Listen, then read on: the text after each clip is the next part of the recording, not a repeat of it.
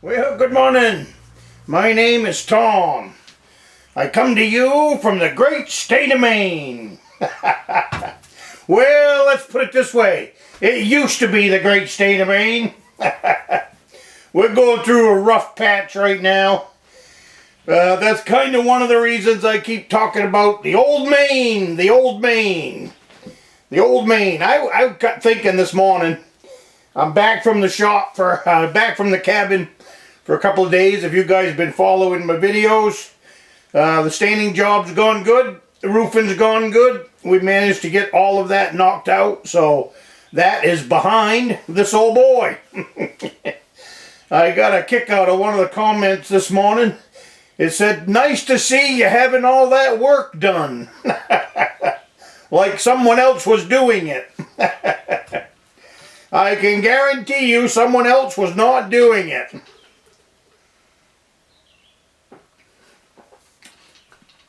I brought in my nephew to help. I did pay him a little something for doing the roof. But what I told him is, I'm going to talk to you the same way I talked to him. We've been hanging out together since he was a little boy, so I don't cut him any slack. Sometimes he doesn't do exactly like I'd like him to see him go, but he's working on it and he's doing good. So we'll leave it at that. But what I've told him is, you know, I've got a dozen cabins around this state that belong to other hunters and fishermen. And I know where the keys are. I have full permission to go in and use them anytime I want. And the reason for that, it comes down to paying your dues. And that's what I told him. You know, that's why I'm working him up at the cabin. I bought that cabin almost 13 years ago, give or take. I'd have to go back and look at the year. But anyways, there's been a lot of work going on in that cabin since I bought it. And the same thing with Beaver Creek. If you guys follow this channel at all, you'll know when I'm talking about Beaver Creek. If not, go back to my playlist and start watching some videos. You're missing out. But anyways, I've told him, you know, you have to pay your dues. I got 13 years worth of labor in building up that cabin up there. So why pay your dues? Why should he have free reign of the place and not pay his dues? That's kind of the way Maine people are. At least the camp owners that I know. We have all pitched in when someone needed a roof. We have all pitched in when someone needed a cabin jacked up. These dozen or so cabins that I have access to. Someone needed, that's what I did. The most of the time when they called on me, they needed jacking. You know, "Hey Tom, can you bring up your big jacks? My cabin needs jacking and I need to put some pads under it." They were thrown into the back of the truck and away I went.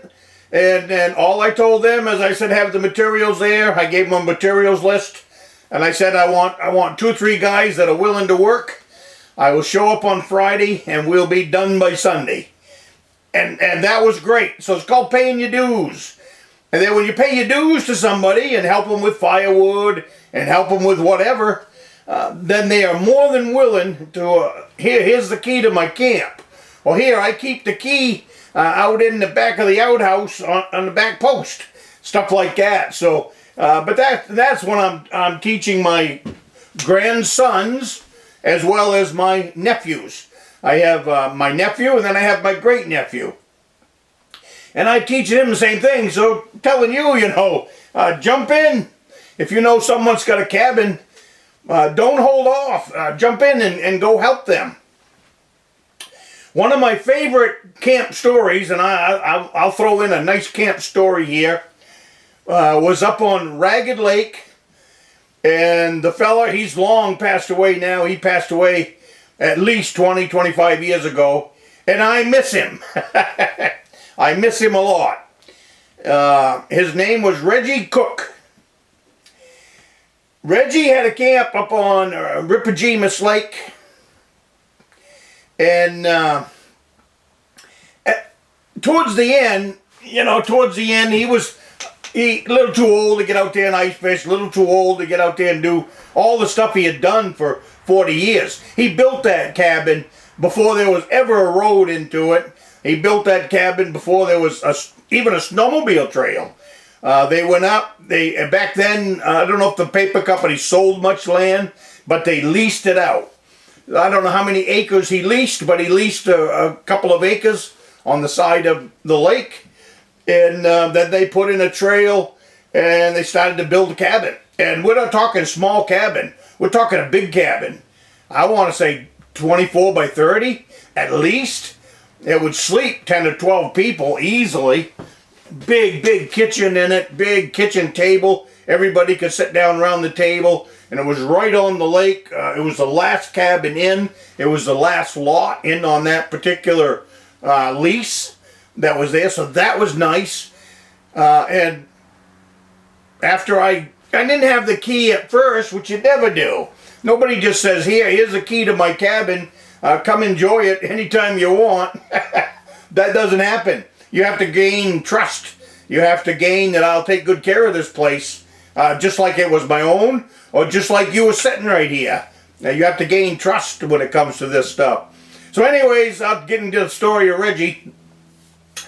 We went up for a 4 or 5 day fishing trip on the lake, and Reggie's deal was he liked to go to the cabin, and he liked to just do cabin stuff at that point in his life. And Reggie would at mealtime, he would put on a full course meal on this great big table. I mean, we're talking, the table had to be 10 feet long. It was it would house one of the old farmhouse tables. And he would go up a day ahead of time, get the cabin all warmed up. He'd get the cabin warmed up. And when we pulled in, we'd leave after work and drive up. So we wouldn't get there until 10:30, 11 o'clock at night. And when we walked into the cabin was nice and warm. There was a beef stew cooking on the wood stove, nice and warm. The table was set, and we sat down to the table, and we ate a nice beef stew with bread and butter, and that was Reggie's trip. That's what made the trip for Reggie, was being able to do that stuff. That's what he enjoyed doing at that point in his life. And then we'd be fishing out on the lake, and he did this every single night. He'd ask us in the morning when we left what time he thought we'd be fishing, and that way he could plan his meal. He could plan his supper time meal around our fishing. It wasn't the other way around. It wasn't, hey, supper's at 5, be back at 5, or you're too late. He knew what the trip was. It was a hunting and fishing trip. So anyways, about 4 o'clock, Reggie would snowmobile out to find us, check on us, make sure what time we were coming back for supper, and then he would gauge it from there. We'd say, yeah, we're going to fish another hour and a half, and then pick up, and then we'll be back to the cabin. Depending on what time of winter it was. When you start fishing January, February, it's dark by 4 o'clock. March, you can start fishing till well after 6 o'clock at night, 6:30. So that time of year, I know it was in the March area. But anyways, we went back to the cabin after picked up our traps and whatever. You walk into the cabin, and Reggie had a full course meal. Plates all set out. We're not talking paper plates. We're not talking anything. He had the plates all set out. He had the coffee mugs all set out. He had the water glasses all set out, and the fresh bread and butter all ready to go. And just whatever he cooked that day, you've been fishing all day, and it doesn't matter what it is, it's going to be good. But it was usually something in a big pot. It was something in a big Dutch oven, because that's the easiest way to plan a meal.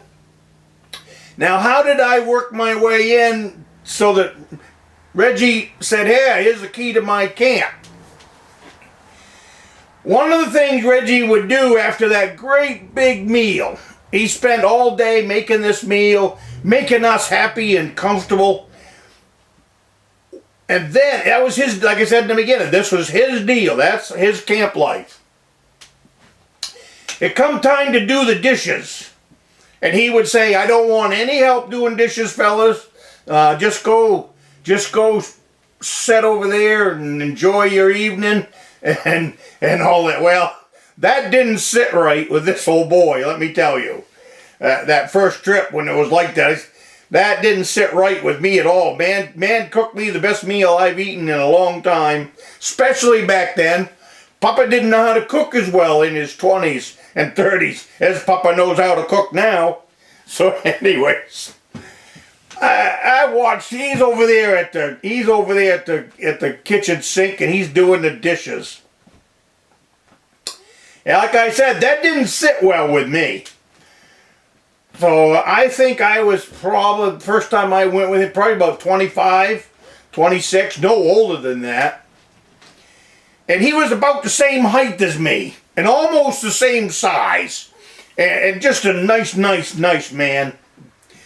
So I straddled up alongside the kitchen sink with him. Gave him a bump on the shoulder. Looked him square in the eye. And I said, you listen to me, old man. This isn't sitting well with me. You do the cooking, and now you're doing the dishes. I said, I'll tell you what. You do the washing, and I'll do the drying. Got a little tinkle in his eye. Little grin came across his face. So we sat there for the next few minutes, him washing, and I was running the dish rag, drying the dishes. I didn't take care of them, because only the camp owner knows where all them dishes are supposed to go. So anyways, I dried them up for him, and he kind of smiled. And then the rest of the weekend, I helped get firewood, because that was even, he felt that was even his deal. You know, being the camp owner was to keep the wood box full and all that. Well, like I said, none of that sit well with me. If you want to get in on the good side of a camp owner, go out there and split some firewood and get his firewood box filled up. And the same thing when he needs to do dishes. Don't wait. Don't sit back there in the corner and wait for someone to say, well, it's time to do the dishes. You step up and start doing the dishes. It's wicked easy. You go fill up some water, you put it in a bucket or a tea kettle, you warm up the water, you put it in the sink, put some dish soap in there and start scrubbing away. You don't need to wait and be told it's time to do the dishes. You got eyeballs? You see a sink full of dishes? You go do them. You see a shovel and a path to the outhouse that needs to be shoveled out because of a snowstorm? Don't wait to be told. Go pick up that shovel. Start shoveling a path to the outhouse. As soon as you start doing stuff like that, taking over some camp chores, the old camp owner, he's going to sit there and he's going to say, boy, this is pretty good. I'm kind of liking this. And the next thing you know, he'll say, here, there's a key out under that flat rock behind the outhouse. You're in the area and you need a place to stay. You know where the key is. And after that trip, I always had a key to Reggie's camp. I always knew where it was. And I used it many times. I'll get into another story later on how we used it after I won't say a failed canoe trip, but a canoe trip that ended with us really working our tails off. We'll leave it at that for a future date. But that's how you get a key to a man's camp here in the state of Maine. I forgot. Have yourself a cup of coffee. I get wrapped up in these stories. Yeah, Reggie Cook. I can go down the line on that camp road of different stories just after that, because I probably was able to fish and hunt with him for the next 20 years anyways, every now and then. We didn't get together every year, and we didn't get together every trip. But if I was in the area and I knew he was, I made sure to stop in. Oh yeah, I do have one more story for Reggie. It was smelting season in May. And during fishing season, if I'm going by your house And I know you're 60, 70, 80 years old.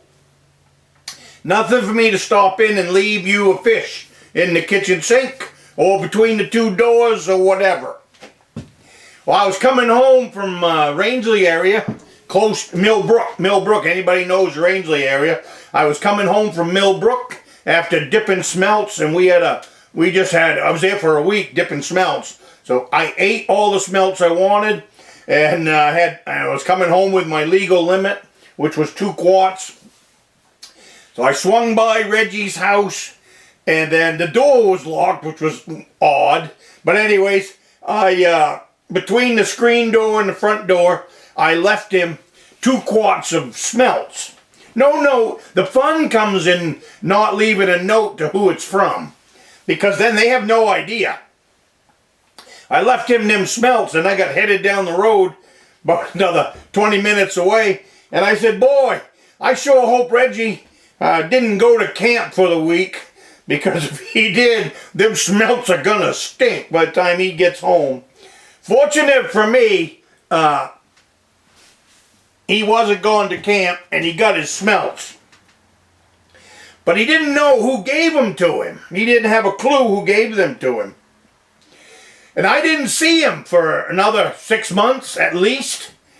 And so finally, I stopped in. I'd go by having coffee. I stopped in. That's a fun thing to do here in Maine.